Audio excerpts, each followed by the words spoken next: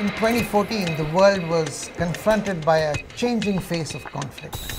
We documented killings, indiscriminate attacks, sexual violence, ethnic cleansing, abductions committed by state forces, but also increasingly by non-state armed groups whose rising power presents a new challenge for those who are striving to protect human rights.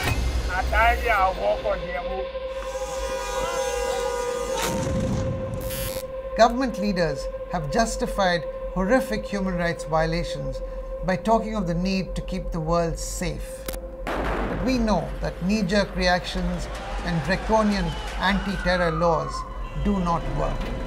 Amnesty International is accusing the Nigerian military of killing more than 600 released prisoners. We did some things that were wrong. We did a whole lot of things that were right, but we tortured some folks.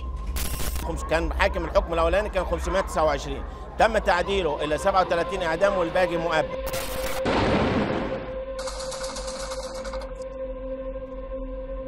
The shocking indifference and complacency demonstrated by governments and key international bodies.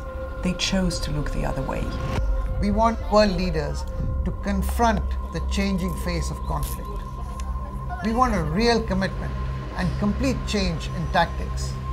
In the future, this year may come to be known as a year of historic failure for progress in human rights.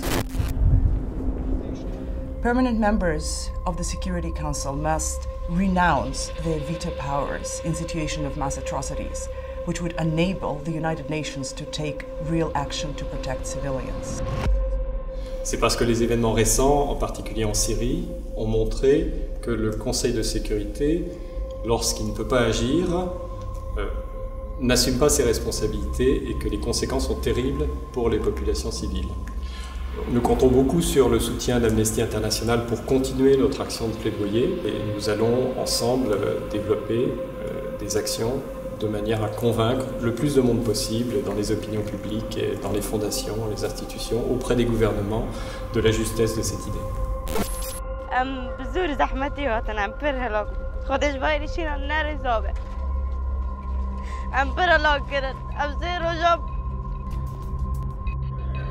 Amnesty International has warned the EU's immigration policy is turning the continent into Fortress Europe and putting lives at risk. Instead of paying lip service to the plight of refugees, governments must commit both political and financial resources to assist and protect those displaced. I've been a relief worker and a human rights worker for more than 30 years. I have never seen as many people fleeing from conflict, from human rights abuse, from war as now. I support this call on governments to receive refugees and to provide protection to those who need it the most, people who flee from violence. Amnesty International now claims to have concrete proof of direct Russian military involvement in the conflict. Another crucial step would be to join and implement the Arms Trade Treaty and to further restrict the use of explosive weapons with wide area effect in populated areas. That alone can save thousands of lives. Закончила рабочий день и пошла за помощью. И в этот период произошел выстрел. It is equally important to confront the shrinking space for civil society and continued attacks on freedom of expression, both on and offline. We will make sure that nobody can say, "I did not know." We will stand with victims, their families, activists, to demand justice. Amnesty International believes that even at times like this, that may seem bleak, it is possible to create change. Change for a safer world without compromising our fundamental rights and freedoms.